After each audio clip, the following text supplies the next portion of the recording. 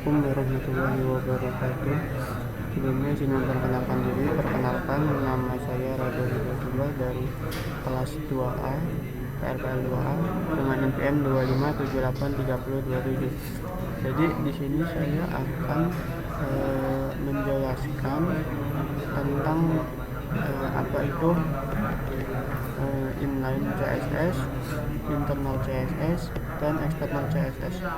Jadi apa itu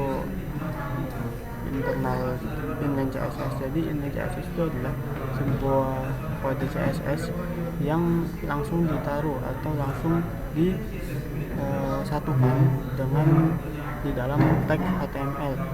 Apa sih kelebihan menggunakan inline CSS? Jadi kelebihan dari menggunakan inline CSS itu adalah dengan pengkodaan yang cepat, karena dia langsung ditulis di dalam tag HTML-nya. Tapi apa sih kekurangan dari inline CSS itu? Jadi kekurangan dari inline CSS itu adalah jika kode semakin besar atau kode semakin banyak, dia akan bisa membuat kode HTML itu atau file HTML menjadi lebih berat dan nantinya akan lebih susah dibaca oleh misalkan ada pergantian sebuah pengembang, yang dimana pengembang pertama menggunakan inline CSS yang lebih susah dibaca kodenya oleh pengembang selanjutnya. Dan setelah itu pengertian dari internal CSS. Jadi apa itu internal CSS? Internal CSS itu adalah sebuah kode CSS yang ditaruh masih di dalam sebuah file HTML, yang masih digabung dalam sebuah HTML, dan tetapi dia tidak ditaruh di dalam tag HTML seperti yang di inline CSS. Jadi kalau inline CSS itu kan misalkan inline CSS itu gini, yang misalkan dia berada di dalam tag HTML, seperti contohnya H1 yaitu tag HTML, dia berada di dalam tag HTML itu, misalkan style color blue, yang dimana nantinya H1 ini akan berubah warnanya menjadi warna biru. Itu yang disebut dengan inline CSS. Dan kalau internal CSS itu adalah yang dimana nantinya kode CSS itu akan digabung dengan di dalam HTML itu, dan tetapi dia tidak berada di dalam tag HTML, dia berada di dalam tag yang diapit oleh head pembuka dengan head penutup. Dan kelebihan menggunakan internal CSS itu sebenarnya sama saja seperti inline CSS, yang dimana dia akan lebih mudah untuk dilihat, tetapi kekurangannya adalah ketika sebuah file HTML menjadi lebih kompleks ataupun tampilan HTML menjadi lebih kompleks, tampilan web menjadi lebih besar, itu akan membuat sebuah file HTML itu akan menjadi lebih berat, yang nantinya bisa mempengaruhi sebuah tampilan, ataupun ketika orang mengakses sebuah web kita, itu akan mempengaruhi sebuah loadingnya. Jadi misalkan di sini kita menggunakan internal CSS, yang dimana kita ingin mengubah body itu menjadi background colornya menjadi hitam dan font size-nya menjadi font size sans serif. Dan setelah itu di sini kita akan mengubah sebuah tampilan dari section itu adalah di bagian sini, yang dimana kita akan mengubah dia menjadi flag yang berada di sini. Untuk kodenya nanti saya akan jelaskan di selanjutnya. Di sini saya akan menjelaskan tentang sebuah pengertian dari inline CSS, internal CSS, dan external CSS. Jadi setelah itu lanjut ke external CSS. Jadi apa itu external CSS? External CSS itu adalah sebuah file CSS yang berada di file lain atau terpisah dari file HTML. Mungkin di sini ada contohnya, yaitu folder CSS yang saya buat sendiri, yang di dalamnya ada style.css yang nantinya saya akan hubungkan dengan file HTML itu. Jadi di sini cara menghubungkannya yaitu dengan menambahkan link.style.href ke file CSS-nya itu. Nah, extend CSS itu berada di file lain. Jadi dia tidak bergabung dengan file HTML-nya. Nah, apa sih kelebihan dari menggunakan external CSS? Jadi kelebihan menggunakan external CSS itu lebih memperkecil ukuran dari file HTML-nya itu sendiri, kebalikan dari inline dan internal CSS. Dan pengembang akan lebih mudah membacanya. Jadi lebih mudah membacanya daripada kita menggunakan internal ataupun inline CSS.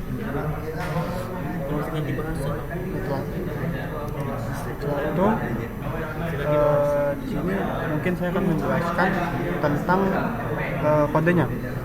Jadi yang pertama saya akan jelaskan tentang kodenya itu adalah di inline CSS. Jadi ketika misalkan kita menggunakan inline, misalkan di sini kita punya code ini apa?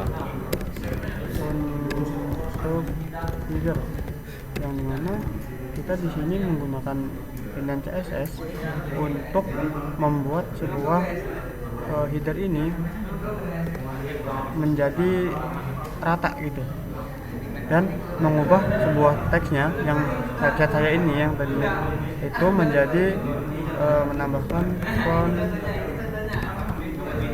size yaitu 20 pixel.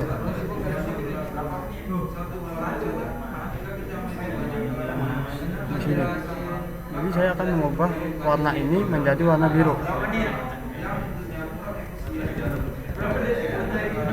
Nah, ini akan berubah menjadi warna biru, dan ini yang disebut dengan inline CSS, itu langsung memasukkan kode CSS ke dalam sebuah tag HTML. Dan misalkan kita ingin membuat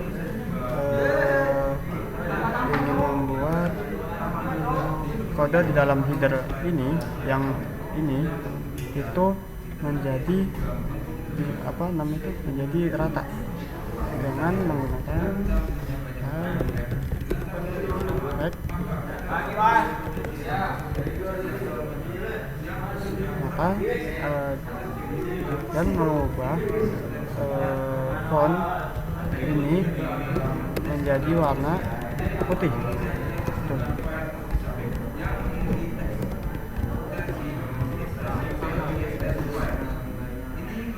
Nah, contohnya sebagai berikut.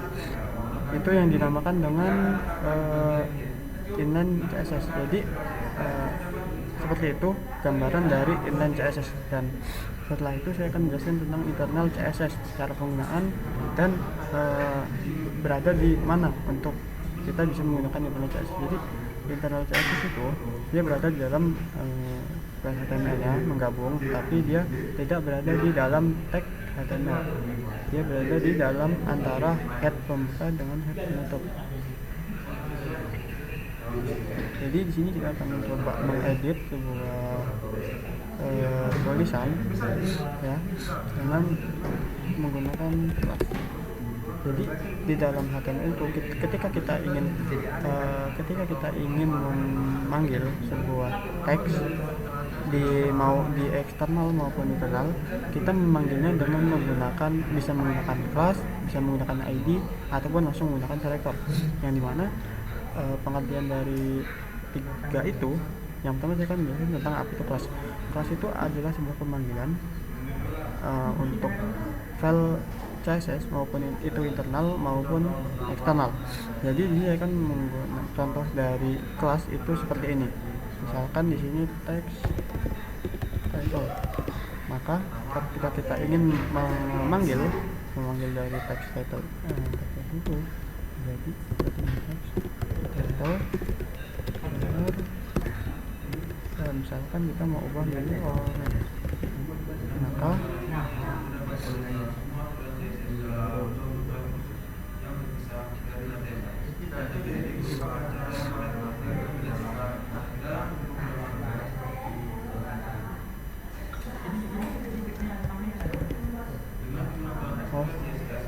ini kita hapus terlebih dahulu,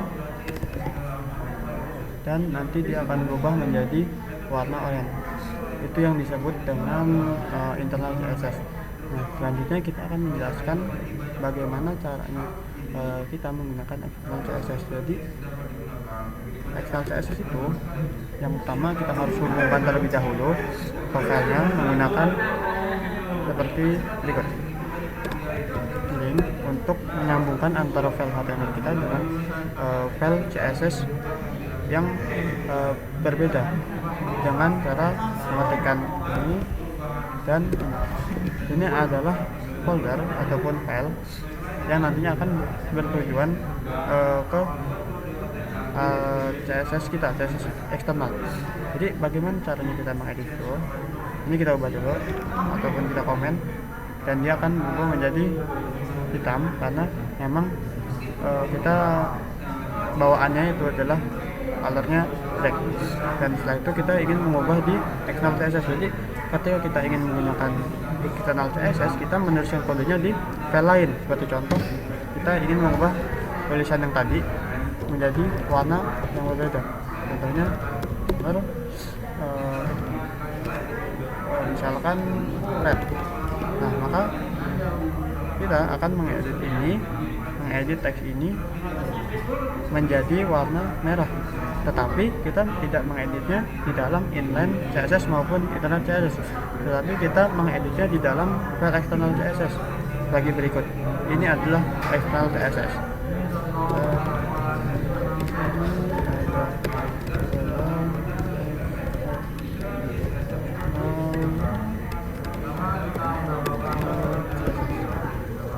Maka dia akan berubah menjadi warna merah.